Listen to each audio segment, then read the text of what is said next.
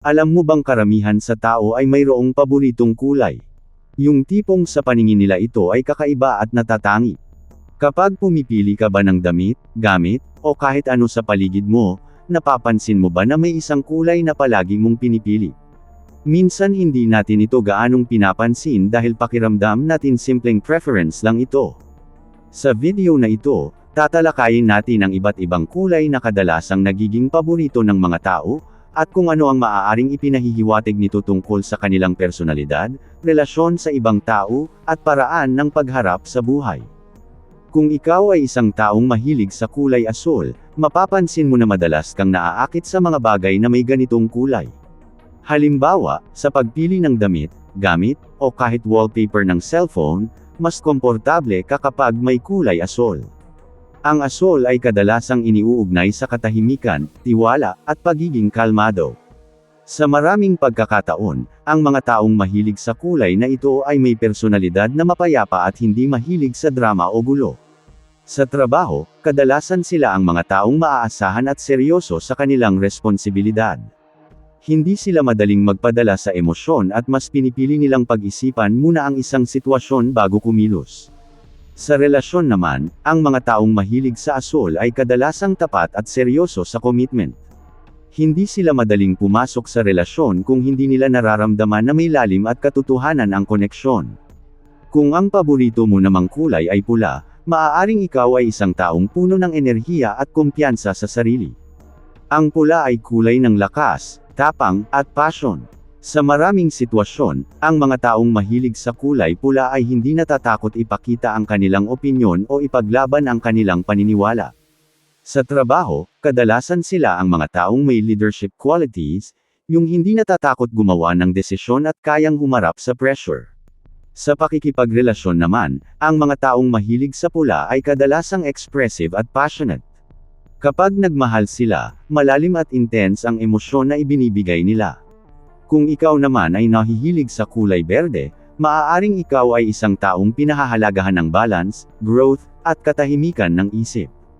Ang berde ay kulay na kadalasang konektado sa kalikasan at sa pakiramdam ng pagiging grounded.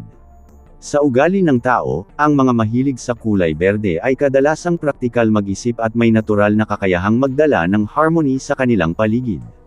Sa trabaho, madalas silang maging maayos makisama at marunong makipag-cooperate sa ibang tao.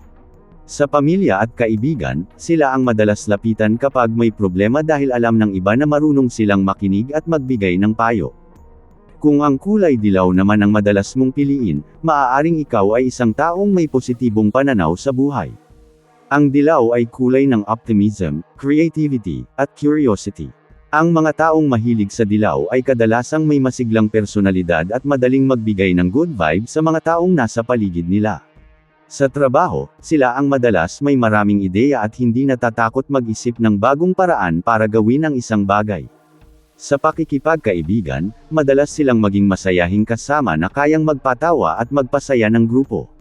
May mga tao naman na mahilig sa kulay itim. Madalas iniisip ng iba na ang itim ay negatibo o malungkot na kulay, pero sa psychology, ang itim ay kadalasang nauugnay sa lalim, independence, at sense of control. Ang mga taong mahilig sa itim ay kadalasang may malakas na personalidad at malinaw ang kanilang boundaries. Hindi sila basta-basta nagpapadala sa opinyon ng ibang tao. Sa trabaho, kadalasan ay seryoso sila at may mataas na standard sa sarili. Sa relasyon naman, mas pinipili nila ang kalidad ng koneksyon kaysa sa dami ng tao sa kanilang paligid. Kung ang kulay puti naman ang madalas mong piliin, maaaring ikaw ay isang taong naghahanap ng simplicity at clarity sa buhay. Ang puti ay simbolo ng kalinisan, pagiging organisado, at bagong simula. Sa ugali ng tao, ang mga mahilig sa puti ay kadalasang may maayos na paraan ng pag-iisip at gusto nila ng kapaligiran na malinaw at walang problema. Sa trabaho, madalas silang maging maingat sa detalye at gustong maging maayos ang lahat ng kanilang ginagawa. Sa personal na buhay, mas pinipili nila ang kapayapaan kaysa sa gulo o drama. May mga tao rin na nahihilig sa kulay purple o violet. Ang kulay na ito ay kadalasang inuugnay sa creativity, imagination, at pagiging malalim mag-isip. Sa personality ng tao, ang mga mahilig sa purple ay kadalasang may kakaibang pananaw sa mundo. Sa trabaho, madalas silang maging creative at mahusay sa mga bagay na nangangailangan ng originality. Sa relasyon at pagkakaibigan, kadalasan ay malalim silang makipag-ugnayan sa ibang tao at mas pinahahalagahan nila ang emotional connection kaysa sa superficial na samahan. Kung ang kulay pink naman ang iyong paborito, maaaring ikaw ay isang taong may malambing at caring na personalidad. Ang pink ay kadalasang inuugnay sa compassion, empathy, at warmth. Sa pakikitungo sa ibang tao, ang mga mahilig sa pink ay kadalasang madaling magpakita ng pag-aalaga at pag-unawa. Sa pamilya at kaibigan, sila ang madalas nagbibigay ng comfort kapag may dumadaan sa mahirap na sitwasyon. Kung ikaw naman ay mahilig sa kulay orange o kahel, maaaring ikaw ay isang taong adventurous, gusto lagi ng aksyon at mahilig sa bagong karanasan.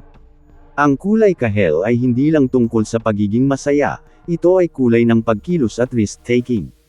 Sa maraming sitwasyon, ang mga taong mahilig sa kulay na ito ay hindi kontento sa routine, gusto nila ng excitement at pagbabago. Sa trabaho, kadalasan silang bold magdesisyon at handang sumubok ng bagong ideya kahit may risk. Sa kaibigan at pamilya, sila yung nagyayaya lumabas, mag-try ng bago, at magdala ng kakaibang energy sa grupo. Kung ikaw naman ay taong mahilig sa kulay brown o kayumanggi, maaaring ikaw ay isang taong praktikal, simple, at grounded mag-isip. Ang kulay na ito ay kadalasang inuugnay sa pagiging matatag, maaasahan, at hindi mahilig sa gulo. Sa maraming sitwasyon, ang mga taong mahilig sa kayumanggi ay mas pinipili ang stability kaysa sa excitement. Sa trabaho, kadalasan silang consistent, responsable, at mapagkakatiwalaan. Sa pamilya at kaibigan naman, sila yung tipo ng taong laging nandyan, hindi man maingay o tahimik lang, pero siguradong maaasahan sa oras ng pangangailangan. Pero mahalagang tandaan na ang kulay na gusto natin ay hindi lang basta label na maglalarawan sa buong pagkatao ng isang tao. Ang personalidad ng tao ay nabubuo mula sa maraming bagay, karanasan sa buhay, pagpapalaki ng pamilya, kapaligiran, at mga desisyong ginagawa natin araw-araw. Sa huli, ang paborito nating kulay ay maaaring isang maliit na salamin ng ating personalidad, isang simpleng pahiwatig kung paano tayo mag-isip, makaramdam, at makipag-ugnayan sa mundo. Dahil higit sa lahat, ang tunay na pagkatao ng isang tao ay hindi lamang nakikita sa kanyang paboritong kulay, kundi sa paraan niya ng pakikitungo sa kapwa, sa mga desisyong ginagawa niya sa buhay, at sa mga halaga na pinipili niyang panindigan araw-araw. At kung gusto mo pang matuto ng mas marami pang kwento at aral tungkol sa isip at ugali ng tao, huwag kalimutang mag-subscribe sa The Mind Library PH. Dito, sama-sama nating susuriin ang mga sekreto ng isip at damdamin ng tao.